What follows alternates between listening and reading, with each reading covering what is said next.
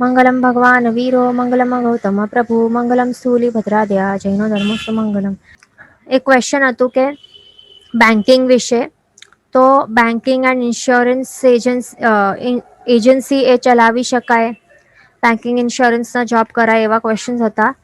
તો હવે એ સમજવાનું એમાં કે જે બેંક્સ આપણે ચલાવીએ ને, પોતે આપણે બેંક્સ ના માલિક બનીને આપણે ચલાવીએ ને, અથવા તો બ્રાન્ચ ના આપણે કોઈ પણ એક બ્રાન્ચ આપણે સંભાળીએ મેનેજર તરીકે, તો પછી એમાં તો પાપ લાગવાનું છે. કારણ કે એ કોને કોને લોન્સ આપતા હોય છે તે આપણને ખબર નહી. જે હિંસક જે હોય છે એવા કંપનીઓ હોય એમને પણ લોન આપી શકતા હોય છે. એટલા માટે તે નહીં કરવાનું. પણ સમજો કે આપણે જોબ પણ કરીએ તો ઓછા પ્રમાણમાં હિંસાનો દોષ લાગી શકે છે. તો એ છે. પણ ઇન્સ્યોરન્સ નું એજન્સી નું કામ છે તો તે તો કરી શકાય. પોલિસીઝ હોય છે તો તે લોકોને સમજાવીને પછી એ રજીસ્ટ્રેશન કરાવવાનું જે હોય છે, તો એ પણ એમાં પણ એટલે ઓછો જ પાપ છે, એ પણ કરી શકાય છે.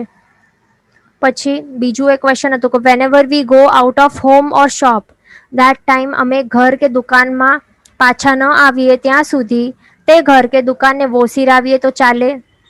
તો એ તો બહુ સરસ ઉપાય છે. એ પણ કરી શકાય અને એ કરવું જોઈએ. તો આપણે ઘરમાં ના હોઈએ તો ત્યારે ઓસિરાવી શકીએ છીએ. દુકાન માંથી આપણે નીકળી જઈએ તો દુકાનને ઓસિરાવી લેવાનું. એટલે એના ઉપરથી મારાપણાનું જે આસક્તિપણાનું ભાવ તે કાઢી નાખવાનું. એ કેટલું સરસ છે. ડિટેચમેન્ટ કરવું જ જોઈએ આપણને. એ બહુ સરસ ઉપાય છે. એ કરવું જોઈએ આવી રીતે. પછી બીજું એક ક્વેશ્ચન હતું કે if someone can't do ayambil ઓડી but can give prabhavana then is it okay? તો હા, આપણે જે કહ્યું હતું કે શાશ્વતી ઓળી જેવા દિવસો આવે તો ત્યારે એટલે કોઈ પણ આપણા ધાર્મિક ઉત્સવો આવતા હોય છે તો એની ઉપેક્ષા ન કરવી જોઈએ. એની ઉપેક્ષા કરીને માત્ર કામ ધંધામાં જ લાગીને રહેવું ના જોઈએ. એનાથી ઘોર આશાતના થાય છે, અપમાન થાય છે. બરાબર, એટલા માટે તે ધ્યાન રાખવાનું. માટે આરાધના કરવાની. પણ આઈમ્બિલ જો ન થાય તો પ્રભાવ ના કરી શકાય. તપસ્વીઓને પારીસા કરી શકાય. તે પણ નહી થાય તો એટલીસ્ટ શું કરવાનું? આરાધના કરવાની, સિદ્ધ ચક્ર આરાધના કરવાની, ભાવથી ભક્તિ કરવાની. તેટલા દિવસો સુધી લીલોત્રી ત્યાગ કરવાનું, એ બધું કરી શકાય છે. તે મેન છે. એટલે મેન એ છે કે જે બિઝનેસ છે એને પૈસા કમાવા પાછળ જ લાગી નહી જવાનું. તે ધ્યાન રાખવાનું. જોડાવવું જોઈએ આરાધનાઓમાં. પછી એક ક્વેશ્ચન હતું કે જૈન પૂજારીને સાધારણ ખાતામાંથી પે કરાય કે નહીં? તો પૂજારી જો જૈન હોય તો પછી એને સાધારણ ખાતામાંથી જ આપવું જોઈએ. તે બરાબર વાત છે. બરાબર.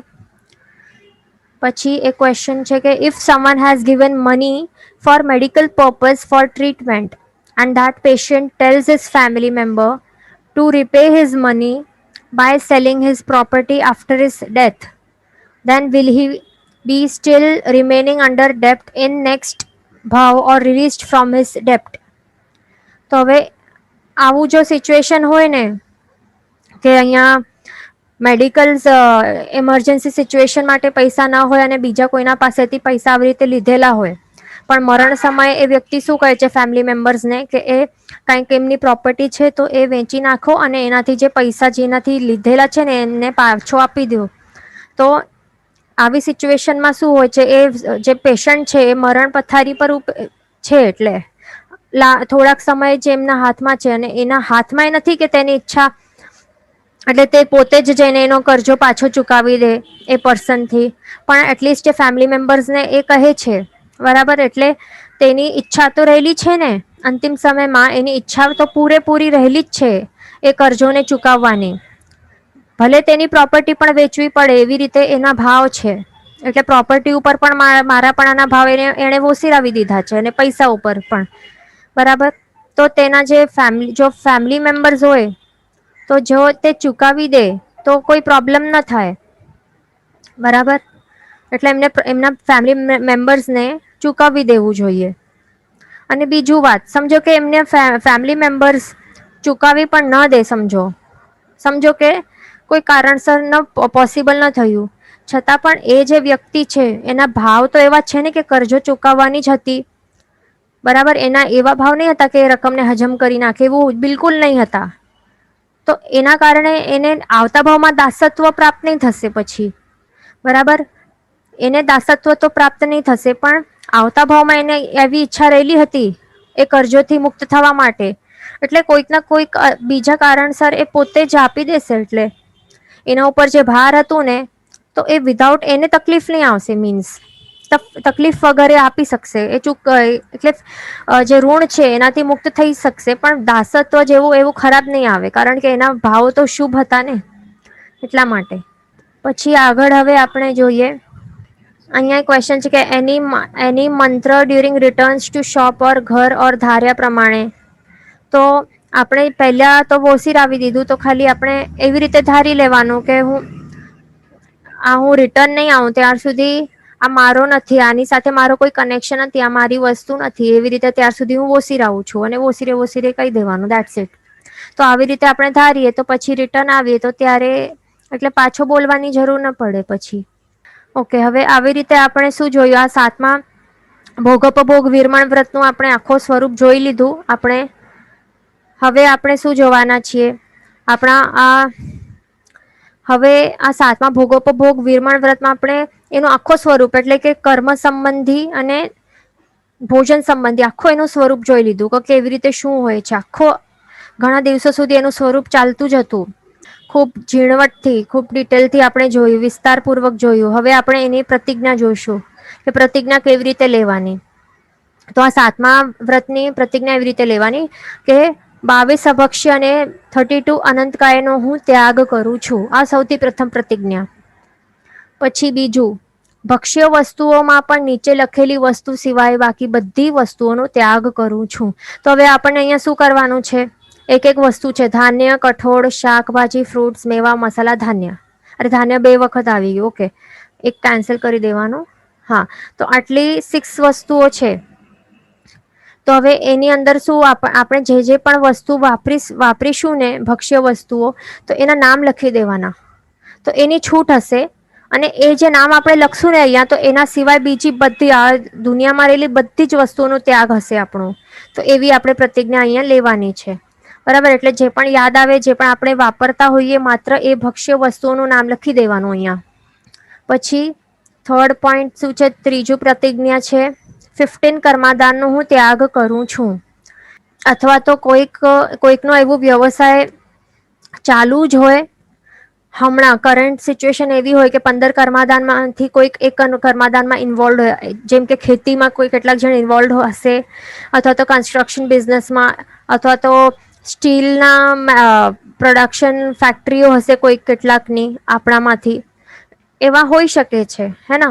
એટલે અહીંયા આપણને હમણાં આ કરંટ સિચ્યુએશનમાં ચાલુ રહેલા છે, અને છતાં પણ આપણને વ્રતધારી શ્રાવક બનવાનું છે. તો કેવી રીતે બની શકાય, જે આપણે જેટલું કર્માદાન આપણે ચાલુ હોય ને આ 15માંથી, તો એ ત્યાં લખી દેવાનું કે જે આપણે કરી રહ્યા છીએ તે, એનું નામ.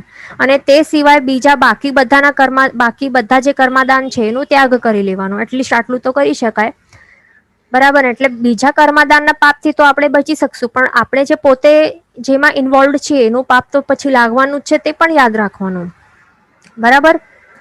તે ધ્યાન રાખવાનું. અને એમાં પણ આપણને પછી જેટલું થાય શું કરવાનું, એ ચેન્જ કરી નાખવાનું. જો કર્માદાનમાં આપણે ઇન્વોલ્વ હોઈએ, 15 કર્માદાનમાંથી એક પણ કર્માદાનમાં આપણે ઇન્વોલ્વ હોઈએ, તો પછી ધીરે ધીરે શું કરવાનું, ચેન્જ કરી નાખવાનું આપણા આત્માના હિત માટે, તે ધ્યાન રાખવાનું. અને જો જોબ કરતા હોઈએ તો એવી રીતે ચેન્જ કરી લેવાનું. એ બધું વિવેકપૂર્વક પછી વિચારીને કરી લેવાનું. પણ ત્યાર સુધી આપણે આવી રીતે અહીંયા લખી શકીએ. ને એવું કોઈકની એવી પણ મજબૂરી રહેલી હોય કે તે જોબ હમણાં ઓન ધ સ્પોટ છોડી નહીં શકતા હોય, એમના માટે પણ અહીંયા છે. તો આવા એની અંદર જો ઇન્વોલ્વ હોય તો આવી રીતે ત્યાં લખી શકે કે આવી રીતે. અને પછી ધીરે ધીરે જો પોસિબલ હોય તો પછી ચેન્જ કરી લેવાનું, તે ધ્યાન રાખવાનું. ઓકે, તો હવે આપણે આટલું પ્રતિજ્ઞા જોઈ લીધી 7મા વ્રતની. હવે પૂરક નિયમો જોઈશું. તો પૂરક નિયમમાં શું આવે છે કે હું ઉકાળેલો પાણી વાપરીશ, તો શ્રાવકોને ઉકાળેલો પાણી જ વાપરવું જોઈએ. તો એવું નિયમ લેવાનું. વાપરીશ એટલે પીવા માટે, માત્ર પીવા માટે આ વાત છે, બરાબર. જેટલું થાય તેટલું એ વાપરવાનું. પછી રાત્રિ ભોજનનો ત્યાગ આજીવન માટે, કે કેટલાક અમુક વર્ષ કે અમુક મહિના માટે ત્યાગ કરીશ. એમ તો આપણને આજીવન ત્યાગ કરવું જ જોઈએ, કારણ કે રાત્રિ ભોજન તે નરકનું દ્વાર છે. છતાં પણ કોઈકને ન ફાવતું હોય તો પહેલા સ્ટાર્ટિંગમાં કેટલાક મંથ સુધી ટ્રાય કરી શકે. તે ફાવે તો પછી આજીવન સીધો લઈ લેવાનો પચખાણ. અને એમાં પણ પછી એવી રીતે નથી કે કઈક રોગ કે કઈક થઈ ગયું તો હવે શું કરશું એવું નહી. એમાં જણા આપણે સાથે આવી રીતે પચખાંડ લઈએ ને તો એના સાથે રોગાદિક એવા કારણે જયણા એટલે કોઈક રોગ હોય અને આપણને ક્યારેક એવું વાપરવું પડતું હોય તો એમાં જણા કરી એટલે લઈ લઈએ તો પછી ત્યારે ચાલે. બરાબર એટલે ડરવાનું નહી કે હવે આજીવન પચખાંડ લઈ લીધું તો હવે શું કે આજીવન પચખંડ નહીં લેવાય મારાથી એ ડર નહીં રાખવાનું જણાપૂર્વક લઈ લેવાનું તો કોઈ પ્રોબ્લેમ જ નહીં આવે. રોગાદિક કારણે જયણા એવી રીતે કે એમરજન્સી સિચ્યુએશન હોય કોઈ પણ એવી વસ્તુ હોય તો જયણા એવી રીતે. આવી રીતે આપણે રાત્રિ ભોજન નો ત્યાગ ભલે આપણે આજીવન લઈએ પણ છતાં પણ રોજ આપણે દિવસચર્યામાં પચખાણ હોય તો તે તો લેવું જરૂરી જ છે. એવું એનું નહી મિનિંગ કે આપણે પછી 24 પચખાંડ નહીં લઈએ તો ચાલશે એવું નહીં. રોજ ના રોજ 24 પચખાંડ તો એ જ જરૂરી છે એ લેવા પડશે. પછી ત્રીજું છે એનિમલ્સ બર્ડ્સ ને પેટ્સ તરીકે રાખીશ નહીં. હવે જો લઈ લીધા હોય તો શું પછી કરવાના. પછી લઈ લીધા હોય તો પછી કઈ નહી કરી શકાય. કારણ કે એ એનિમલ ને પણ આપણા સાથે અટેચમેન્ટ થઈ ગયેલું હોય બરાબર ને પછી એને પછી દુઃખ લાગે. એટલે પછી હવેથી હવે નહીં લેવાના નવેસરથી નહીં લેવાના. તે ધ્યાન રાખવાનું. કોઈ પણ એનિમલ્સ હોય બર્ડ્સ હોય ટોટોઈસ હોય ફિશ હોય કૂતરા હોય કેટ્સ હોય કોઈ પણ હોય તે કોઈ લેવા જ નહીં આપણને. પછી હોટેલ કે બહારનું આજીવન અથવા આજીવન ત્યાગ કરવું જોઈએ કારણ કે આપણે તો ખબર છે એમાં નોનવેજ તો નાખે છે. સાદા નાન અને રોટલામાં પણ એ લોકો એગ્સ નાખે જ છે. એગ વગર તો બનાવતા નથી. મેદો પણ છે મેદો પણ એનું અભક્ષ્ય વાળું હોય છે. ઈસ્ટ વાળું હોય છે અનંતકાય અને અભક્ષ્ય આખો એવું જ હોય છે તો આ જીવન એનું ત્યાગ કરવું જ જોઈએ. પણ જો ન થતું હોય તો આપણે અમુક દિવસ સુધી અથવા તો અમુક મહિનામાં અમુક દિવસ સુધી એનો ત્યાગ કરી શકીએ. અને પછી આપણને ફાવી જાય તો પછી આજીવન ત્યાગ આપણે લઈ શકીએ છીએ. તે ધ્યાન રાખવાનું. એમના ટોપલા પણ કેવા હોય છે આપણને બધાને આ વાત ખબર છે. પછી રોજ ડેશ વખતથી વધારે ભોજન વાપરીશ નહીં. એટલે આપણે વાપરીએ ને 2 ટંક ભોજન 3 ટંક ભોજન એવી રીતે કહીએ ને તો એ કે માત્ર આટલી વખત હું ભોજન વાપરીશ એટલે એટલા ટાઈમ સુધી બેસીને જેટલું જોઈએ તે ખાઈ લેવાનું. પછી વચવચમાં ચરચર નહીં કરવાની તે છે અહિયાં બરાબર. પછી રોજ 2 ટાઈમ્સ 14 નિયમ લઈશ.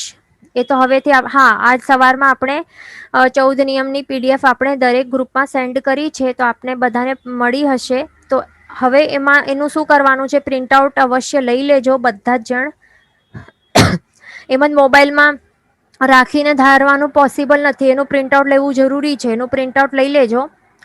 9 પેજીસ છે બધા 9 પેજીસ ના પ્રિન્ટ આઉટ લઈ લેજો. પછી એમાં બોલપેન થી નહીં લખવાનું પણ પેન્સિલ થી લખવાની છે. જે પણ સંખ્યાઓ હોય આપ જેટલી પણ ધારવાનો છો તો પેન્સિલ થી લખવાની. કારણ કે આપણને મેન શું છે સંક્ષેપ કરવાનું છે ને ધીરે ધીરે ઘટાડો કરતા રહેવાનું છે. તો બોલપેન થી નહીં લખવાનું પેન્સિલ થી લખવાનું રોજે રોજ. અને શું કરવાનું પછી ઘટાડો કરતા રહેવાનું. અને શું કરવાનું રાત્રે સુતા પહેલા આપણને બાજુમાં જે બેડ હોય એના બાજુમાં ટેબલ જો પડેલો હોય તો ત્યાં એ પેપર્સ મૂકી રાખવાના. પછી સવારમાં આપણે ઉઠીએ બેડ ઉપરથી તો ત્યાંથી જ પેપર્સમાં બેસીને લઈ લેવાય જોઈને. કેટલી વાર લાગે 2 મિનિટ લાગે. પચખાણ પણ એમાં લખેલું છે બધું છે. તો માત્ર આપને હવે આટલું કરવાનું છે. પ્રિન્ટ આઉટ જલ્દીથી લઈ લેજો અને પોતાના હિસાબે ભરી લેજો એમાં બધું. સ્ટાર્ટિંગમાં ભલે વધારે સંખ્યાની છૂટ રાખો છો 50 જેટલી તો પણ કોઈ વાંધો નથી. ધીરે ધીરે પછી સત્વ ફોરવતા પછી એનો ઘટાડો કરતો રહેવાનો. પછી આપણને આઈડિયા આવી જાય બરાબર. અને જો આખું હશે તો ફટાફટ વાંચાઈ પણ જશે. એટલે એમાં વાર પણ નહીં લાગે. એટલે ફિલઅપ કરીને રાખી દેવાનું બરાબર. પછી આગળ બીજું છે કંદમૂળ 4 મહાવિગયનો આજીવન ત્યાગ કરીશ. તો કંદમૂળ તો છે પણ 32 અનંતકાય નું આપણને કરવાનું છે ત્યાગ આજીવન. અને 4 મહાવિગયનું તો એ પણ ત્યાગ કરવું જરૂરી છે. એનો પણ નિયમ લઈ લેવાનો. પછી આ જે આપણે નિયમ બતાડીએ છીએ ને પ્રતિજ્ઞા તે આપણે જયારે 12 વ્રત પૂરા થઈ જશે ને તો ત્યારે એક સાથે આપણે પહેલાનું કેવી રીતે આપ્યું હતું 1st to 6th વ્રત એવી રીતે 7 to 12 વ્રતનું પણ આપણે આ ગાઈડ આપી દઈશું પછી બરાબર. હા પછી આગળ છે 12 તિથિઓ કે 10 કે 5 તિથિઓમાં લીલોતરીનો ત્યાગ કરીશ. આટલા એવા જે તિથિઓના દિવસો હોય તો આપણને એ દિવસોમાં લીલોતરીનો ત્યાગ કરવું જોઈએ, કારણ કે તે રસકસવાળી હોય, ટેસ્ટી હોય, તો આપણામાં આસક્તિપૂર્વક આપણે વાપરીએ એવું જ હોય છે. પણ આપણે જો કઠોળ વાપરીએ તો આપણે બહુ આસક્તિ આવે જ નહીં, એકદમ નેચરલી આવતી જ નથી. નોર્મલી આપણે વાપરી લઈએ, પણ જ્યારે આપણે આવો કોઈ શાકભાજી, ફ્રૂટ્સ વગેરે આપણે વાપરીએ તો કેવા રસ ને જ્યુસી ને કેવા હોય છે, એમાં અલગ એક સારું ટેસ્ટ આવતું હોય છે. એના કારણે આપણને શું કહ્યું છે શાસ્ત્રકાર ભગવંતોએ, કે એમ તો સર્વથા સંપૂર્ણપણે લીલોતરીનું થાય તો ત્યાગ કરવું જોઈએ, પણ જો ન થાય સંપૂર્ણ ત્યાગ જો આપણે કરી જ નહીં શકીએ લાઈફ ટાઈમ સુધી, તો એટલીસ્ટ શું કરવાનું કે જ્યાં તિથિઓના દિવસો છે એટલીસ્ટ ત્યારે તો ત્યાગ કરો. બરાબર, એટલે એટલીસ્ટ એ દિવસોમાં આપણને ત્યાગ કરવું જોઈએ. એ પણ આપણે ભલે 5 તિથિઓથી સ્ટાર્ટ કરીએ, પછી 10 તિથિ પાડી શકાય, પછી 12 તિથિ, એવી રીતે યથાશક્તિ આપણે એવી રીતે પાડવાનું. બરાબર. અને કારણ કે એ દિવસોમાં શું હોય, જે તિથિઓના દિવસોમાં હવે એમાં શાસ્ત્રકાર ભગવાનને કઈ લાભ થવાનું નથી આપણને આવી રીતે કહીને કે લીલોતરી નહીં વાપરો, એમને કઈ થશે જ નહીં. આપણા હિત માટે જ કહે છે, કારણ કે તિથિઓના દિવસોમાં શું હોય છે, મોસ્ટ ચાન્સીસ રહેલા હોય છે કે મોસ્ટલી શું થાય છે, આયુષ્ય કર્મનું બંધ થઈ શકે છે, એનું બહુ ચાન્સ રહેલું હોય છે. એટલા માટે કહે છે કે એ દિવસોમાં એટલીસ્ટ નહીં વાપરો તો આપ બચી શકશો. બહુ આસક્તિપૂર્વક વાપરશો લીલોતરી આ તિથિના દિવસે, ને ત્યારે સમજો કે જો આપનું આયુષ્ય કર્મનું બંધ થઈ ગયું તો પછી ગયું વનસ્પતિમાં જીવ આપણું આવતા ભાવમાં, એ નક્કી થઈ ગયું, પછી કોઈ બચાવી નહીં શકશે. એટલે આપણા હિત માટે જ આ કહે છે, તો એટલીસ્ટ એટલું ધ્યાન રાખવાનું. બરાબર. અને જે પણ આપણે ભોજન પણ બનાવતા હોઈએ ઘરમાં, તો ત્યારે પણ એવી જ રીતે બનાવવાનું. આપણું ત્યાગ તો બધાનું ત્યાગ, ઘરવાળાનું તો એમનું પણ આત્માનું કલ્યાણ થઈ શકે. બીજું અહીંયા આવેલું છે કે તિથિઓના દિવસે આપણને ક્લોથ્સ પણ ન વોશ કરાય ને નહીં. આપણાથી કોઈ પણ આરંભ સમારંભના કાર્ય કોઈ પણ નહીં કરવાના. આ માત્ર લીલોતરીના ત્યાગ નહીં, પણ કપડાં નહીં ધોવાના, કે જો ઘરમાં ઘરઘંટી હોય તો એ બધા જે ધાન્ય હોય તો એ પણ દળાવવા નહીં, ખાંડવાના નહીં, ગ્રાઇન્ડ નહીં કરવાના, એ બધી વસ્તુઓનું ધ્યાન રાખવાનું. જેટલું અધર્મ આરાધના થાય ને એ દિવસોમાં એટલું વધારે કરવાનું, તો આપણે બચી શકશું. નહીં તો ત્યાં જ ફિક્સ થઈ જશે આપણું આવતા ભાવનું, ત્યાં જ પછી ફિક્સ થઈ જશે. પછી કોઈ બચ્ચે એમાં પછી કઈ ફેરફાર પણ થશે નહીં, કઈ નહીં થવાનું પછી. એટલા માટે શાસ્ત્રકાર ભગવંતો આપણને આવી રીતે કહ્યું છે. પછી આગળ બીજું છે આઈસ્ક્રીમ, કોલ્ડ ડ્રિંક્સ, ફ્રીજનું પાણી, બ્રેડ, ચીઝ, બટર, પાવ, એ બધું. આ અમુક વસ્તુઓ છે, આપણને જે હજી યાદ આવતી હોય ને તે બધી વસ્તુ લખી રાખવાની, અને પછી એ બધા જ અભક્ષ્યોને નો ત્યાગનો પચખણ લઈ લેવાનું. બિસ્કિટ્સ પણ આવી શકે, એટલે મોસ્ટલી જે બહારની વસ્તુઓ હોય, બહારથી મળતી હોય, બહારની મીઠાઈઓ, બહારની બિસ્કિટ્સ, બહારના ફૂડ પ્રોડક્ટ્સ, આવી રીતે આપણે લઈ શકીએ છીએ. પછી જે વિન્ટર સિવાયના જે મહિના છે, ગુજરાતી સમર સિઝન અને રેની સિઝન, એની અંદર ભાજીપાલા, કોથમીર, કોબી વગેરે અને ડ્રાયફ્રૂટ્સનું હું ત્યાગ કરીશ. પછી આદ્રા નક્ષત્ર થી ફાગણ સુદ પૂનમ સુધી કેરીનો ત્યાગ કરીશ. એવા પણ પચખાણ લેવાના, કારણ કે ત્યારે પણ આ કેરી અભક્ષ્ય હોય છે, આદ્રા નક્ષત્ર પડે ત્યારથી. પછી બીજું ચાય, પાન, સિગરેટ, ટબેકો, અફીણ, આ અમુક વસ્તુ છે. હજી બીજી વસ્તુ યાદ આવે તો તે પણ લખી લેવાની. એવા વ્યસનોનું ત્યાગ કરીશ, એવા પચખાણ આપણને લેવા જોઈએ. પછી આગળ હવે આપણે આ 7મા વ્રતમાં આપણે અમુક જણાઓની વાત કરશું. આપણે આ 7મા વ્રતની પ્રતિજ્ઞા લીધી અને એમાં પૂરક નિયમો પણ, એનો પણ આપણે નિયમો લઈ લીધા, ગ્રહણ કરી દીધા. હવે અમુક આપણે જૈણા રાખી શકીએ છીએ, પણ એ ધ્યાન રાખવાનું, જૈણા શું છે, જૈણા ઓપ્શનલ વસ્તુ છે. શું છે? ઓપ્શનલ વસ્તુ છે. સત્વ હોય તો નહીં, આપણે નહીં લઈએ તો પણ ચાલે. સત્વ હોય તો નહીં લેવાનું, પણ જો સત્વ ન હોય તો જૈણા લઈ શકાય છે. અને જૈણા આપણને જેવી રીતે ફાવે એવી રીતે લઈ શકાય. બરાબર. પણ બહુ એકદમ એવી જે એક્સેપ્ટેબલ ના હોય એવી મોટી મોટી છૂટો પણ નહીં લેવાની, તે પણ ધ્યાન રાખવાનું. નહીં તો પછી છૂટો જેટલી વધારે લેશું એનું પાપ તો લાગવાનું છે, તે ધ્યાન રાખવાનું. જૈણા એટલે શું છે? ઇન અધર વર્ડ્સ છૂટ છે. તો જેટલી છૂટ લેશું તો એટલા વધારે કર્મનું બંધ તો થવાનું જ છે. એટલા માટે જો સત્વ હોય તો છૂટો નહીં લેવાની, જૈણાઓ નહીં રાખવાની. પણ જે આવી છે જે દવા અને શારીરિક પ્રોબ્લેમ વાળી છે તો એ તો રાખવાની, કારણ કે એવું એવું સિચ્યુએશન આવી જાય તો ત્યારે પછી આપણે ઝરણા આવી લીધેલી ના હોય તો પચખાણ ભંગ થાય ને, એટલા માટે જે લેવા જેવી હોય તે લેવાની પણ બિનજરૂરી નહીં લેવાની. અહીંયા આપણે 5 લખી છે તો એવું જરૂરી નથી કે આ બધાને 5 લેવી જ જોઈએ. પહેલી ફર્સ્ટ નંબરની લેશો તો પણ ચાલશે, બાકીની નહીં લેશો કે 2 લેશો 3, એટલે એ સમજી વિચારીને લેવાનું. આ માત્ર ઓપ્શન્સ બતાડ્યા છે કે આવી રીતે લઈ શકાય છે પણ લેવાનું એ જરૂરી નથી. પેલું છે દવા કે શરીર વગેરે, એટલે રોગાદિકના કારણે પછી અભક્ષ્યની ઝરણા રાખી શકાય છે પણ રાખવી એ જરૂરી નથી. કેટલાક મહાત્માઓ રાખતા પણ નથી, પણ આપણને રાખવી હોય તો રાખી શકાય. પછી ઘર વખરીના કારણે જો લે વેચ કરવાની હોય એવી કોઈ વસ્તુઓ, જે 15 કર્માદાનમાંથી બનેલી એવી કોઈ વસ્તુઓ હોય, એના સંબંધી કોઈ વસ્તુઓ, તો ઘર વખરીના કારણે અથવા તો ઘર કામ માટે કે અથવા તો વેપારના કારણે જો આવી રીતે 15 કર્માદાનથી ની જે વસ્તુ રિલેટેડ વસ્તુઓ છે એનાથી બનાવેલી વસ્તુઓ છે તો એનું આવી રીતે લે વેચ જો કરીએ અજાણતાથી કે પરવશતાથી તો એની ઝરણા. પછી 15 કર્માદાનમાંથી બનેલી વસ્તુ લેવી પડે ઘર ધોડાવવા કે લગ્ન જેવા સંસારિક પ્રસંગો માટે તો એની ઝરણા. કારણ કે મોટા મોટા આવા પ્રસંગો હોય લગ્ન જેવા, જે જો નહીં કરીએ તો પણ ચાલે, આપણે સિમ્પલ સાદી રીતે કરીએ, બહુ વધારે પર્સન્સને નહીં બોલાવે, એકદમ સિમ્પલ કરીએ, કારણ કે એ કઈ ધાર્મિક પ્રસંગ તો છે નહીં કે બધાને પર સ્વ અને પરહિત થશે. એમાં કોઈ થવાનું છે સ્વ કે પરહિત લગ્ન જેવા પ્રસંગમાં? નથી થવાનું. ઇનફેક્ટ પોતાના આત્મા માટે આ એટલે એક એમ કહી શકાય કે પાપ કાર્ય છે, પોતાના અને બીજાના માટે પણ. બંને જે પણ ત્યાં ઇન્વોલ્વ થાય, અટેન્ડ કરે એ લગ્ન જેવા પ્રસંગો, તો એમાં બધાના કર્મનું બંધ થાય છે.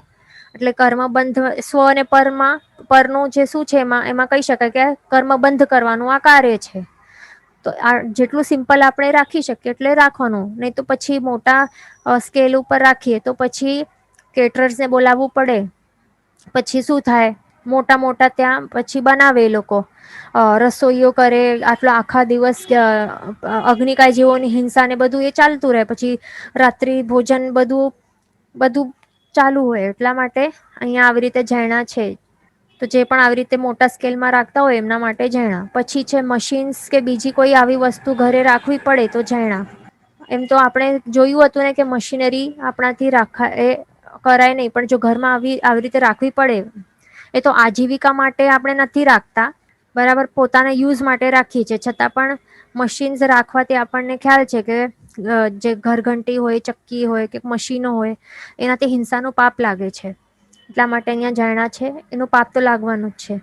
પછી 15માંથી ડેશ કર્માદાનની ઝરણા, એટલે કોઈ પણ કર્માદાનમાં આપણે ઇન્વોલ્વ હોઈએ તો એકની જેટલામાં પણ આટલા, અથવા તો જોબ કરતા હોઈએ તો એની ઝરણા અહીંયા રાખી શકાય છે. તો એવી રીતે ઝરણા લઈ શકાય છે. નહીં લઈએ તો પણ ચાલે, એ સારું નહીં લઈએ તો. પછી હવે આપણે આ 7મા ભોગોપભોગ વિરમણ વ્રતના આપણે કેટલા છે અતિચાર? 5 + 15 અતિચાર છે. માત્ર 5 નથી પણ 20 અતિચાર છે. તો પહેલું તો આપણે કર્મ સંબંધી 15 અતિચાર જોઈ લઈએ, પછી આપણે ભોજન સંબંધીના 5 અતિચાર જોઈ લઈએ કે જે પણ વ્રતમાં લાગતા 20 અતિચાર છે તો તે આપણે હવે જોઈશું. તો 15 કયા કયા છે તે આપણે જોઈએ. પહેલું છે આપણે અંગાર કર્મ જોયું, તો એમાં ભઠ્ઠીઓ વાળી ફેક્ટરીઝ ચલાવી હોય તો તેનો અતિચાર આપણને લાગશે. પછી વન કર્મમાં વનસ્પતિનું વિશેષ છેદન ભેદન કર્યું હોય કોઈ પણ પ્રકારે તો તેનો અતિચાર લાગશે. પછી શકટ કર્મ, એમાં વ્હીકલ્સ અને એના પાર્ટ્સના મેન્યુફેક્ચરિંગ બિઝનેસીસ કર્યા હશે, હા, તો વ્હીકલ્સનું પ્રોડક્શન ને બધું કરાવ્યું હોય અને તો એનું પાપ લાગે, એનું અતિચાર લાગે છે. પછી ભાટક કર્મ, માં વ્હીકલ્સ કે એનિમલ્સને આપણે રન કર્યું હોય, એનું વપરાશ કર્યું હોય, ફેરવ્યા હોય ભાડા લેવા માટે આજીવિકાર્થે, તો એનો અતિચાર લાગે છે. પછી ફોટક કર્મ, એમાં પૃથ્વીને ખોદીને કાંઈ પણ આપણે ઓઇલ કે ક્રૂડ ઓઇલ કે કાંઈ પણ એક્સટ્રેક્શન કર્યું, પાણીનું એક્સટ્રેક્શન એટલે પાણી કાઢ્યું જમીનમાંથી, તો એ બધા આજીવિકાર્થે જે પણ કર્યા એ કાર્યો, માઇનિંગ કર્યા તો એનું અતિચાર લાગશે. એમ તો ઓકે, એ આપણે આગળ કરીશું. અતિચાર લાગે છે કે મહાપાપ છે, આપણે આગળ કહીશું. ઓકે, પછી છે દંત વાણિજ્ય. એમાં શું છે કે એનિમલ્સ કે બર્ડ્સ કે હ્યુમન્સને મારીને પછી તેમના બોડી પાર્ટ્સ એનું એનું લે વેચ કરવાનું, એનું વેપાર કરવાનું, અથવા તો એમાંથી કોઈક એક્સ્ટ્રેક્ટ કરીને એવી વસ્તુઓ હોય, કોઈક એન્ઝાઇમ્સ હોય કે કોઈક એવા રસાયણ કે અર્ક હોય કે રસ હોય કે એમાં પછી બીજી વસ્તુઓમાં નાખીને આપણે ફૂડ પ્રોડક્ટ્સ કે કંઈક એવું બનાવ્યું અને એનું વેપાર કર્યું, તો એ બધું દંત વાણિજ્યમાં આવી જાય છે. એના દ્વારા પોતાની આજીવિકા ચલાવવી તે આવે છે દંત વાણિજ્યમાં. તો એનો અતિચાર લાગશે. પછી લાખ વાણિજ્ય, એમાં એવી વસ્તુઓનું વેપાર કરવું કે જેમાં ઘણી જીવ હિંસા થાય છે. તો એ પણ આપણે વસ્તુઓ જોઈ લીધા હતા પહેલા જ. તો એ કરશું તો અતિચાર લાગશે. પછી છે રસ વાણિજ્ય. એમાં જે પણ વસ્તુઓમાં રસકસ વાળી હોય ને, એટલે રસવાળી હોય, જેમ કે 10 વીઘઈઓ કે અન્ય જે પણ રસવાળી વસ્તુ આપણે જોઈ, તો એ બધાનું આપણે લે વેચ કરીએ, વેપાર કરીએ, તો એનું અતિચાર લાગશે. પછી કેશ વાણિજ્ય. હા, તો કેશ વાણિજ્યમાં શું આવે છે કે જે જીવતા જ હોય, આપણે દંત વાણિજ્યમાં શું જોયું? દંત વાણિજ્યમાં આપણે જોયું કે એમને મારી નાખવાનું, જે એનિમલ્સ બર્ડ્સ હ્યુમન્સ હોય એમને મારી નાખવાનું, પછી એમના બોડી પાર્ટ્સનું લે વેચ કરવાનું. પણ અહીંયા કેશ વાણિજ્યમાં શું ડિફરન્સ છે? જીવતા જ હોય, એનિમલ્સ બર્ડ્સ હ્યુમન્સ એ જીવતા જ હોય, પછી તો એ જીવતા હોય અને એમનું વેપાર કરવાનું, અથવા તો એમના ઉપરના જે રોમ કેશ છે તો એનું વેપાર કરવાનું કાઢીને, તો એ કેશ વાણિજ્યમાં આવશે. પછી વિષ વાણિજ્ય. એમાં શું આવશે? જે પણ ઝેરી વસ્તુઓ કે હથિયારો હોય એનો વેપાર કરીએ, એટલે કોઈ પણ એવી વસ્તુ, માત્ર ઝેરી કે હથિયારો નહીં, પણ કોઈ પણ વસ્તુ કે જેનાથી કોઈ પણ જીવ, કોઈનું પણ મૃત્યુ થઈ શકે, એટલે કોઈ પણ કેમિકલ્સ પણ હોઈ શકે એમાં, સેનિટાઈઝર, ફિનાઇલ, એ બધું આવી શકે છે વિષ વાણિજ્યમાં. પછી યંત્ર પીલણ કર્મ. આવું જો કર્યું હોય એટલે એમાં શું છે? મશીનરીઓ ચલાવવી હોય કે જેમાં કંઈક પણ પીલવું પડે, આવું કંઈક કર્યું હોય જેના કારણે જીવ હિંસા થઈ હોય, તો એનો અતિચાર લાગે છે. પછી છે નિર્લાંછન કર્મ. નિર્લાંછન કર્મમાં શું આવે છે કે એનિમલ્સ, બર્ડ્સ કે હ્યુમન્સને ખસી કરાવી, અથવા તો એ એનિમલ્સ વગેરેના બોડી પાર્ટ્સને છેદવ્યા હોય, વિંધ્યા હોય, આકરા પ્રહાર કર્યા હોય, ડામ દીધા હોય, ચોકડી પડાવી, કુંડલી પડાવી, એ બધું આપણે જોયું ને. તો એ બધું કંઈ પણ કર્યું હોય, તો મુષ્કછેદ કરાવ્યો વગેરે, તો એનાથી શું થાય છે? આપણને અતિચાર લાગે છે. આવા પ્રકારના આજીવિકા અર્થે ધંધાઓ કર્યા હોય તો શું થાય છે? અતિચાર લાગે છે. પછી દવાગ્નિ દાન કર્મ. એમાં શું આવે છે કે કોઈના ઉપર વેરભાવના કારણે, અથવા તો કુતૂહલતાના કારણે, કે આપણા બુદ્ધિથી આપણને લાગ્યું હશે કે જંગલને બાળી નાખશું તો પુણ્ય ફળની પ્રાપ્તિ થશે, પુણ્ય કર્મ બંધાશે, એટલા માટે પુણ્યાર્થે આગ લગાવી દીધી હોય, અથવા તો પાક સારું થાય એના માટે આખા ખેતને બાળી દીધા હોય, કે ખેતોને, ઘર કે જંગલને આવી રીતે આગ લગાડી દીધી હોય, તો એનાથી શું થાય છે? અતિચાર લાગે છે. પછી 14th અતિચાર છે કે જલ શોષણ કર્મનો. તો એમાં નદી, કુવા, વાવ કાંઈ પણ સુકાવવા, પછી ડેમ બાંધવું, પછી એની અનુમોદના પણ નહીં કરવાની, તે ધ્યાન રાખવાનું. પછી નહેર કાઢવી, લેકનું જે પ્રવાહ છે એનું ચેન્જ કરવાનું, અથવા તો સોલ્ટ બનાવવા માટે કે માછલીઓ પકડવા માટે આખા લેકને આપણે સુકાવી દઈએ, તો એ બધું કરવાથી અતિચાર લાગે છે. અને પછી 15th છેલ્લું અતિચાર છે અસતી પોષણ કર્મ. એમાં દુરાચારી દાસ દાસીને પોષ્યા હોય ઘરમાં, કે આવી કોઈ સ્ત્રીને પોષ્યું હોય વ્યભિચારના માટે, પછી એટલે વ્યભિચારી સ્ત્રીઓને પોષ્યું હોય, વેશ્યાને, તો પણ અતિચાર લાગે છે. પછી એનિમલ્સને પોષીને આજીવિકા ચલાવવી હોય, અથવા તો ઘરમાં એવા શિકારી એનિમલ્સને પોષ્યા હોય પેટ તરીકે, એટલે જે પણ આવા માંસાહાર વગેરે કરતા હોય એવા એનિમલ્સને પોષ્યા હોય, કે ઝૂ રાખ્યું હોય, એ બધું હોય, અથવા તો કૂટણખાના ચલાવ્યા હોય, એવા બધું આજીવિકા અર્થે જો કર્યું હોય તો એમાં અતિચાર લાગે છે. બરાબર? એટલે તે ધ્યાન રાખવાનું. આપણે આ જે 15 કર્માદાન છે ને, તો એ એના કારણે શું થાય છે, ચીકણા પાપ કર્મનું બંધ થાય છે. એટલે તે યાદ રાખવાનું. અહીંયા આપણે શું કહ્યું કે અતિચાર લાગે છે, 15 અતિચારની વાત કરીને, પણ અતિચાર તો આપણે એમ કયા છે, પણ સાચે તે શું છે, મહાપાપ કહેવાયા છે. શું છે આ? મહાપાપ કહેવાયા છે. પણ એમને અતિચાર 15 અતિચારમાં એમને સ્થાન શા માટે આપેલું છે અતિચારો તરીકે? તો એનું કારણ છે કે જો સમજો કે જાણી જોઈને નથી કર્યા. હવે જો આમાં ડિફરન્સ છે, આ ખાસ ધ્યાન રાખજો. જો આપણે જો જાણી જોઈને ઈરાદાપૂર્વક કર્યા ને તો વ્રતભંગ થાય છે અને ત્યારે મહાપાપનું એ કારણ બને છે. પણ એને અતિચાર ક્યારે ગણવા જોઈએ? આ 15 આ કર્માદાનને એમને અતિચાર ક્યારે ગણવા જોઈએ? જો આપણાથી અજાણતા થઈ ગયા હોય કે વિસ્મરણના કારણે કે જબરદસ્તીથી પરવશે આપણને કરાવ્યા હોય, એટલે અથવા તો કરવા પડ્યા હોય જબરદસ્તીથી પરવશથી, તો ત્યારે જ તેને અતિચાર ગણવા, નહીં તો નહીં ગણાય. એટલે પાપ તો પછી એટલે મહાપાપનું કારણ બને છે આ 15 કર્માદાન. પર્પઝલી જાણી જોઈને આપણે જો કર્યું હોય અને રોજે રોજ કરતા હોઈએ આજીવિકાર્થે, તો શું છે, મહાપાપનું કારણ બને છે, તે ધ્યાન રાખવાનું. પણ જો અજાણતા વિસ્મરણથી અથવા તો પરવશના કારણે પરવશપણે આપણાથી આ 15 કર્માદાનનું સેવન થયું હોય તો તે અતિચાર લાગે છે. તે ધ્યાન રાખવાનું. એમાં આ ફરક છે. બરાબર. હવે આગળ આપણે જોઈશું. આ 15 અતિચાર તો જોઈ દીધા. ઓકે, અહીંયા બીજી એક વસ્તુ છે શ્રાવકને કરવા યોગ્ય. આજે શ્રાવકને આ 7 વસ્તુઓ છે તો તેને ક્યારે પણ ગાળવું અથવા તો ચાળવું જરૂરી છે. કેમ? જીવ રક્ષાના માટે. એટલે આપણે જે પણ કરી રહ્યા છીએ આ બધું શું છે, એટ ધ એન્ડ આપણને શું, એટલે મોરલ ઓફ ધ સ્ટોરી શું નીકળે છે, કન્ક્લુઝન શું નીકળે છે, બધું શા માટે કરી રહ્યા છે, બધુંનો એક જ, બધા આ કાર્યોનો કે જે વ્રતો છે એમાં એક જ છે, જીવ રક્ષા. બરાબર. એટલા માટે આજે 7 વસ્તુઓને ગાળવી કે ચાળવી જોઈએ. શેના માટે? જીવ રક્ષાને માટે. એટલે આપણા પાસે મિલ્ક હોય એને ઉકાળતા પહેલા ગાળવું જરૂરી છે. પછી આપણે ઉકાળી દીધું, પછી આપણે ક્યારે પણ પીવું હોય તો એના પહેલા ગાળવું જોઈએ, પછી પીવાનું. બરાબર. પછી કારણ આપણને દેખાય છે દૂધ કેવું હોય, ટ્રાન્સપરન્ટ હોય. કંઈ ટ્રાન્સપરન્ટ તો પાણી પણ હોય, છતાં પણ પાણીને પણ ગાળવાનું કયું છે ને.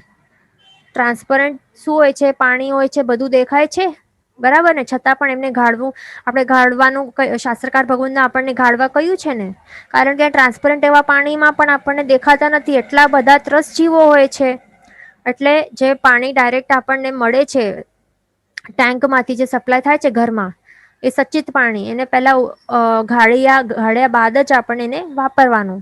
પછી આપણે ઉકાળી લઈએ પાણી, તો ઉકાળેલું પાણી પણ આપણે ગાળતા હોઈએ ને, અને પછી જ વાપરીએ, તો એ પણ આપણને કરવાનું. તો જે મિલ્ક છે, છાશ, ઘી, તેલ, એ બધું ન ઉકાળવું જોઈએ. એ પણ આપણને શાસ્ત્રકાર ભગવાન તેમને ઉકાળીને બાદ જ આપણને વાપરવા કયા છે. અને ગાળીને, બરાબર. એટલે મિલ્કને પણ ગાળવું, ગાળ્યા બાદ વાપરવાનું. છાશને પણ ગાળ્યા બાદ વાપરવાનું. ઘીને પણ ગાળ્યા બાદ વાપરવાનું. તેલને પણ ગાળ્યા બાદ વાપરવું જરૂરી છે. તે ધ્યાન રાખવાનું. બરાબર. પછી લોટ છે તો એને શું કરવાનું? ચાળવાનું. એને આપણે એ પણ કહ્યું હતું પહેલા જ કે લોટને જ્યારે જ્યારે આપણને વાપરવું હોય એનાથી પહેલા શું કરવાનું? એમ જ નહીં વાપરી લેવાનું, ચાળવું જરૂરી છે. એટલે એ ધ્યાન રાખવાનું. એટલે આટલી આપણને 7 અલગ આપણે ઘરણા આપણે રાખી શકીએ છીએ ઘરમાં, અથવા તો એવી રીતે રીયુઝ કરવાનું. અને આ ગાળ્યા બાદ જ વાપરવાનું, નહીં તો એમાં કાંઈ પણ જીવો રહેલા હોય તો એનું હિંસાનો દોષ લાગે છે. તે ધ્યાન રાખવાનું. હવે આપણે આગળ 7મા ભોગોપભોગ વ્રતના ભોજન સંબંધી 5 અતિચાર વિશે હવે આપણે વાત કરશું. અહીંયા ક્વેશ્ચન છે કે all family members have to take pratigya for karmadan or only the person who runs that business.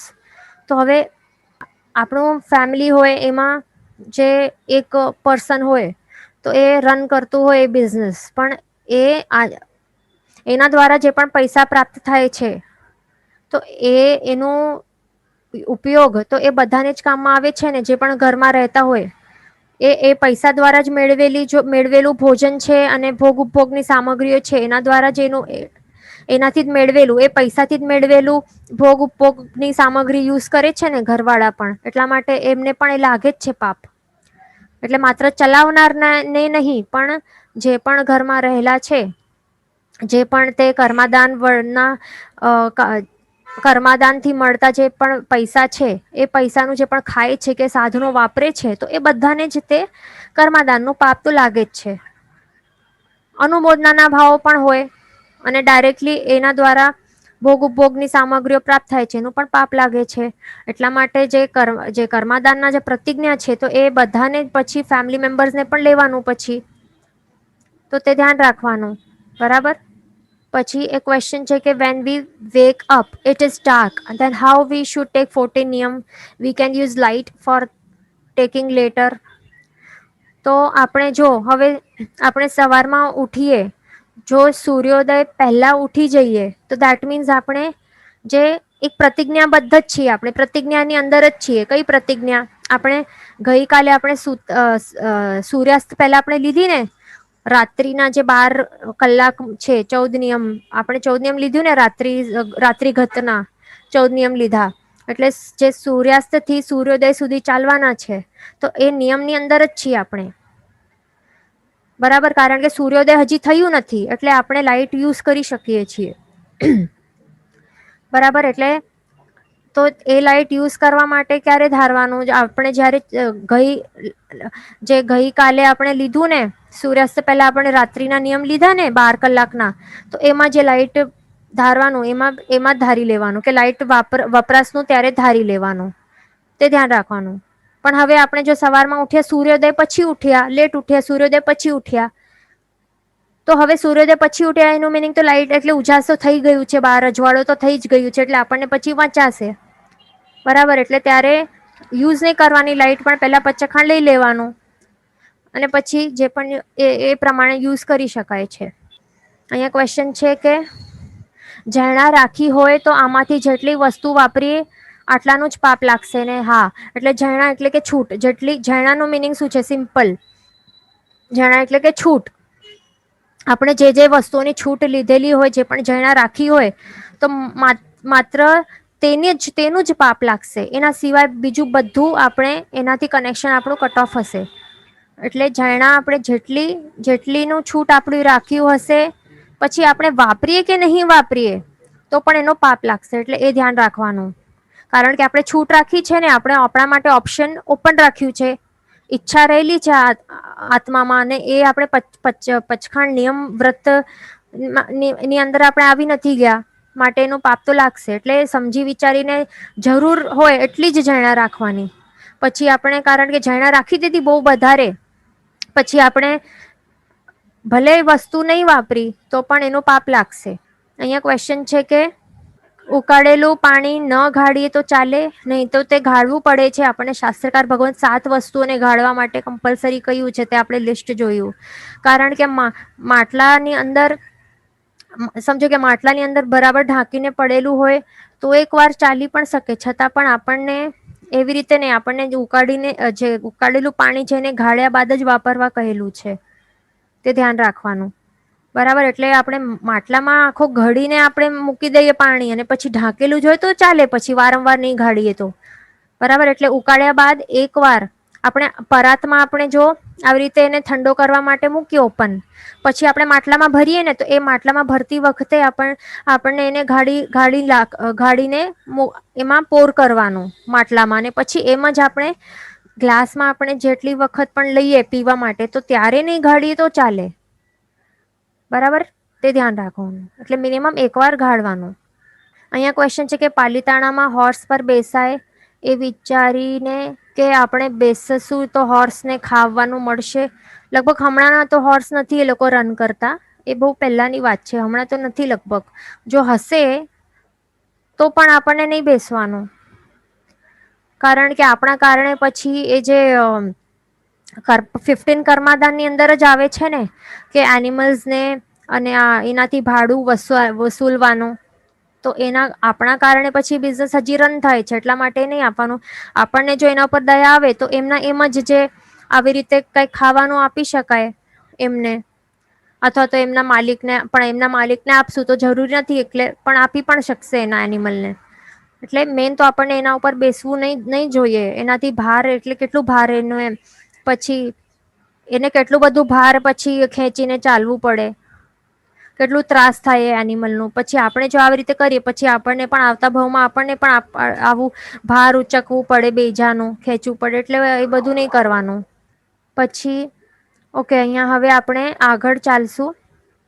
હવે આપણે 15 જે કર્મ સંબંધી અતિચારો છે તો તે તો આપણે જોઈ લીધા કે લાગેલા વ્રત છે, પ્રતિજ્ઞા છે, સોરી લીધેલું જે વ્રત છે અને પ્રતિજ્ઞા છે એમાં કેવા કેવા અતિચારો લાગી શકે છે તો તે કર્મ સંબંધી જોઈએ. હવે આપણે ભોજન સંબંધી 5 અતિચાર જોશું. તો એમાં શું છે? પહેલું છે સચિત.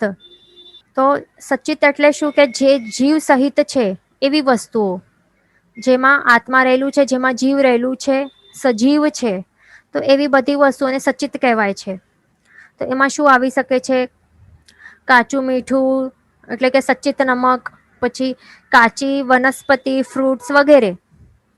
તો એમાં જેણે સચિત વસ્તુઓનું સર્વથા ત્યાગ કર્યો હોય તો એ લોકો જો અનુપયોગથી એટલે ઉપયોગ ન હોય, અથવા તો વિચાર્યા વગર અચાનક એમ જ જો વાપરી લે, સહસાત્કારે કહીએ ને, એટલે કે અચાનક એમ જ વાપરી નાખે વિચાર્યા વગર, તો તેમને અતિચાર લાગે. પણ જો તેઓ ઈચ્છાથી એટલે કે સમજી વિચારીને, જાણી જોઈને પર્પઝલી વ્રતભંગ એટલે વાપરે તો પછી એમને વ્રતભંગ નું પાપ લાગે છે. બરાબર, તે ધ્યાન રાખવાનું. અને જેણે અમુક સચિત વસ્તુ અને અમુક પ્રમાણથી જ આવી રીતે સચિત વસ્તુઓનો ત્યાગ કર્યો હોય, એટલે સંપૂર્ણપણે જેમનો ત્યાગ ન હોય પણ શું હોય, સચિતનું પરિમાણ કર્યું હોય, તો તે લોકોનો જો ઉપયોગ ન રહેલું હોય નિયમનું, અને એ લોકો વાપરી દે તો પછી, એટલે ઉપયોગ ન હોવાથી જો અને નિયમ છે છતાં પણ તેઓ વાપરે તો, અથવા તો અતિક્રમ વ્યતિક્રમ નું સેવન કરે તો પછી એમને અતિચાર લાગે છે. પણ જો જાણી જોઈને વાપરે તો એમને પણ વ્રતભંગનું એટલે પાપ લાગે છે, તે ધ્યાન રાખવાનું. પછી બીજું છે સચિત પ્રતિબદ્ધ. સચિત પ્રતિબદ્ધ એટલે શું છે? જે પણ સચિત વસ્તુઓ જે પણ છે, સોરી, જે પણ અચિત વસ્તુઓ છે, એટલે કે જેમાં જીવ નથી, જેમાં આત્મા નથી, જે અચિત વસ્તુ થઈ ગઈ છે, તો તે અચિત વસ્તુઓ જે સચિતની સાથે વળગેલી હોય છે, એટલે એની સાથે સંયોગમાં રહેલી હોય છે, તો એ વસ્તુઓને સચિત પ્રતિબદ્ધ કહેવાય. પ્રતિબદ્ધ એટલે કે સાથે એનો સંયોગ હોય અથવા તો વળગેલી હોય, એનું મિનિંગ છે પ્રતિબદ્ધ એટલે એનું એ મિનિંગ છે. ફોર એક્ઝામ્પલ, હવે સમજો કે વૃક્ષ ઉપરથી આવી રીતે નીતરેલો જે ગુંદ હોય છે, તો ગુંદર શું છે? એ અચિત વસ્તુ છે, પણ એ શેના સાથે વળગેલું છે? આ વૃક્ષ જે સચિત છે એની સાથે વળગેલું છે. એટલા માટે આપણે તરત જ આવી રીતે ત્યાંથી આવી રીતે ચાટી નહી શકીએ, મોઢામાં નાખી નહી શકીએ, કારણ કે અચિત ભલે છે આ ગુંદર, છતાં પણ તે સચિત એવા વૃક્ષની સાથે આવી રીતે વળગેલું છે. માટે આવી રીતે આપણે ઉખેડીએ અહિયાંથી ગુંદર, અને પછી 48 મિનિટ સુધી વેઇટ કરવાનું, અને પછી જ આપણે વાપરી શકીએ, તો એ ધ્યાન રાખવાનું. પણ જો એમ જ આપણે ત્યાંથી કાઢ્યું ઉખેડ્યું ગુંદર અને પછી તરત મોઢામાં નાખ્યું, તો પછી શું થાય છે? આપણને અતિચાર લાગે છે. કયો અતિચાર? સચિત પ્રતિબદ્ધ નું અતિચાર લાગે છે, એટલે પાપ લાગે છે, એટલે ધ્યાન રાખવાનું. પછી જે પણ ફળ હોય, ફ્રૂટ્સ હોય ને, જે પણ અચિત એવા પણ ફ્રૂટ્સ હોય, તો તેઓ પણ વૃક્ષોની સાથે જો લાગેલા હોય સચિત એવા વૃક્ષની સાથે, તો એમને પણ તરત ત્યાંથી કાઢીને પછી ડાયરેક્ટ મોઢામાં નાખ્યું તો આપણને પાપ લાગે છે, સચિત પ્રતિબદ્ધ નું અતિચાર લાગે છે.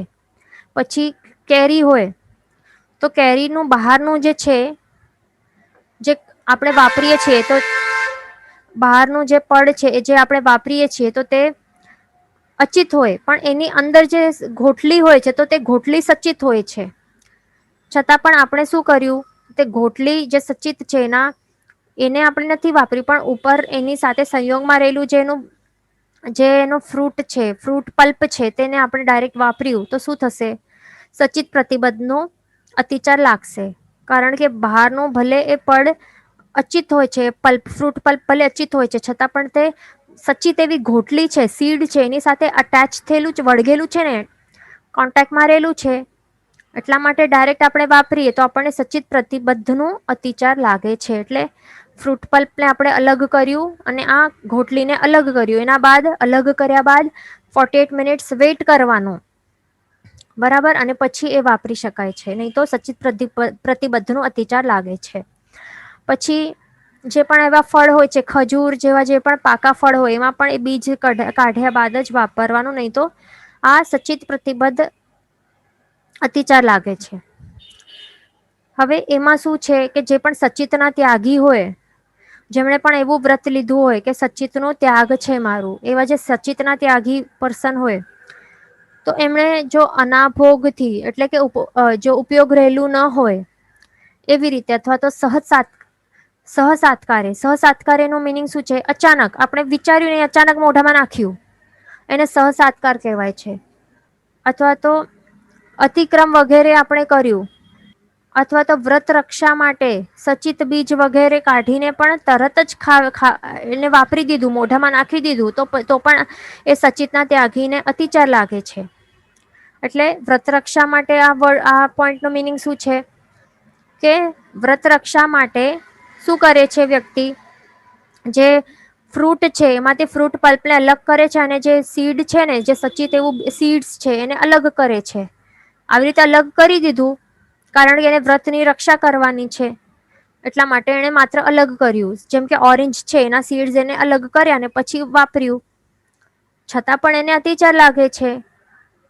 કેમ? કારણ કે એને 48 મિનિટ્સ વેઇટ જ નથી કર્યું, એને તરત જ વાપરી દીધું. એટલે 48 મિનિટ્સ વેઇટ કર્યા વગર સીડ્સ કાઢીને એવી જ રીતે આપણે સીડ્સ કાઢીને હજી આપણે વેઇટ નહીં કરીએ ને, 48 મિનિટ સુધી વેઇટ નહીં કરીએ તો એ ફ્રૂટ્સ છે ને તો એ કંઈ અચિત નથી બની જતા, એ ત્યારે મિશ્ર અવસ્થામાં રહેલા હોય છે, બરાબર, કાંઈક સચિત કાંઈક અચિત.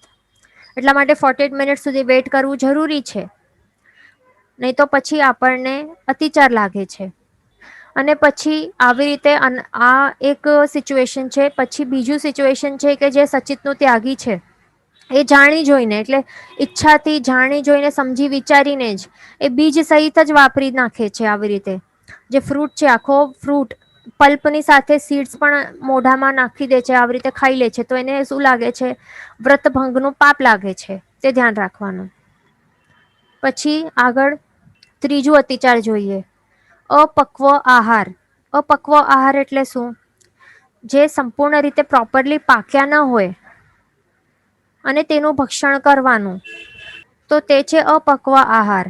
એટલે ફોર એક્ઝામ્પલ, જે સમજો કે 3 ઉકાળા વિનાનું પાણી હોય તો તે એમ કહી શકાય કે 3 ઉકાળા બરાબર આપ્યા ન હોય. એનું મિનિંગ શું થયું કે હજી સુધી પાણી જે છે તો તે હજી કાચું છે, બરાબર પાક્યું નથી, એમ પણ કહી શકાય ને. તો આવું પાણી જેને 3 ઉભાર આવેલા ન હોય, 3 ઉકાળા આવેલા ન હોય, તો એનું ભક્ષણ આપણે કર્યું તો એનું પણ અહીંયા આપણને પાપ લાગશે, અપક્વ આહારનું. અથવા તો બીજા કોઈ પણ લોટ હોય છે, તો લોટ જે ગ્રાઇન્ડેડ લોટ હોય, તરત જે દળેલો લોટ હોય અને પછી એને ચાળ્યો પણ ન હોય એ લોટ, અને એ લોટને વાપરીએ તો પણ શું થાય છે? અપક્વ આહારનું આપણને અતિચાર લાગે છે. ઓકે, અહીંયા એક ક્વેશ્ચન છે કે ઇફ બોઇલ વોટર ફોર તપસ્યા, if we boil in vessel and keep in vessel only, then also we have to ગાળવું વોટરને. હા, આપણને એ ઉકાળતા પહેલા આપણને પાણીને ગાળીને પછી ઉકાળવાનું, અને ઉકાળી દીધું ભલે એ જ સેમ વેસલમાં છે છતાં પણ એને પાછો ગાળવું જરૂરી છે. ખુલ્લું મૂકેલું હોય ને, ઉકાળતા ટાઈમ ખુલ્લું મૂકેલું હોય એટલા માટે આપણને પાછો ગાળવું પણ જરૂરી છે. અને એમાં જેમ બંધ કરીને પછી કોઈ નહીં રાખે, થોડોક એમાં ઘરમાટ નીકળી જાય એના માટે ખુલ્લું રાખતા હોય ને, તો ત્યારે પછી એટલા માટે આપણને ઉકાળવું જરૂરી છે ને પછી જ વાપરવાનું. અહીંયા ક્વેશ્ચન છે કે દૂધ વાળો ભૈયો દૂધ ગાળીને લઈ આવે તો પણ ગાળવું. હા, તો પણ આપણને ગાળવું જરૂરી છે. દૂધને પણ ઉકાળતા પહેલા ગાળી લેવાનું જરૂરી છે અને ઉકાળ્યા બાદ પણ ગાળવાનું.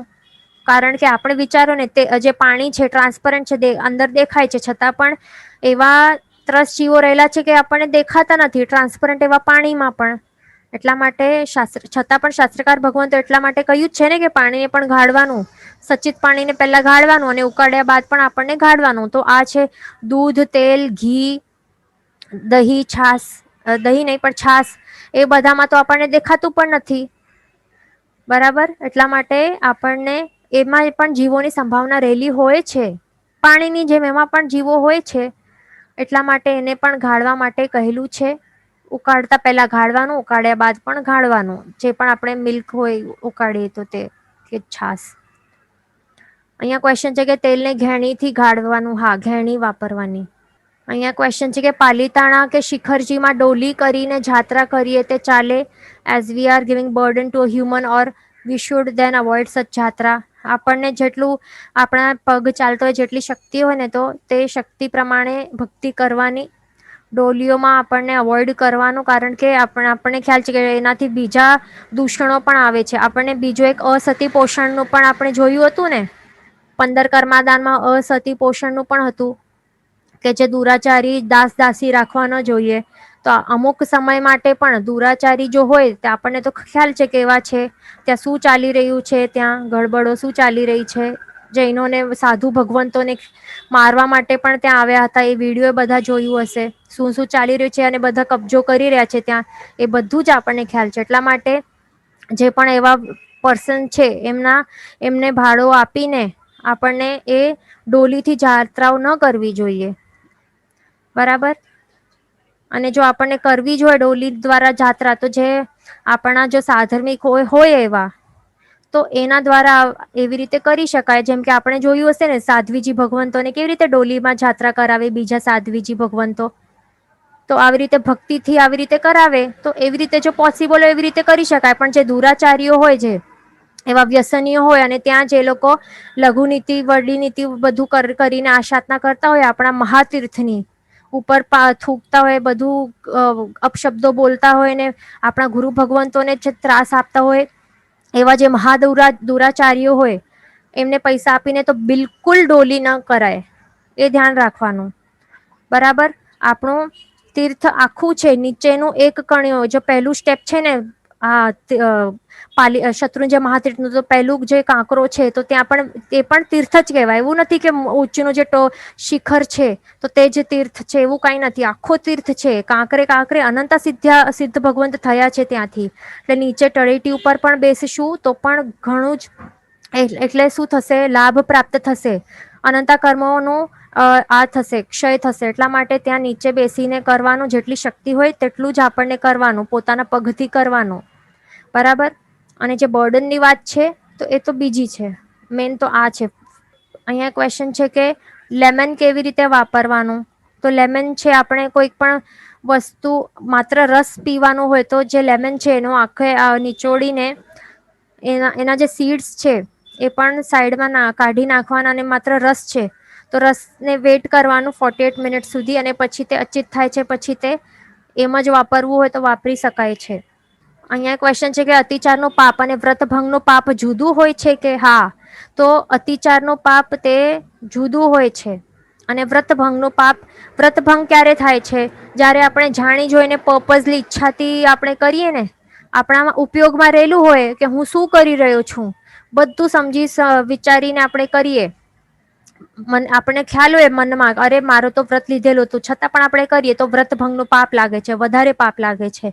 પણ અતિચાર એટલે શું? ઓછું પાપ લાગે છે. કારણ કે આવું કંઈક અચાનક થઈ ગયું હોય, અથવા તો આપણું ઉપયોગ રહેલું ન હોય, અથવા તો ભૂલી ગયા હોઈએ, એના કારણે આપણાથી આ થઈ જાય ને, વ્રત લીધેલા વ્રતનું આપણે ભંગ, એટલે એ ભંગ થઈ જાય તો છતાં પણ એ અતિચાર લાગે છે. એટલે કે ઓછો પાપ લાગે છે. કારણ કે આપણે ઈચ્છાપૂર્વક નથી કરતા, જાણી જોઈને નથી કરતા, બાય મિસ્ટેક થઈ જાય છે. એટલે બાય મિસ્ટેક જે થાય છે તો તે અતિચાર લાગે છે.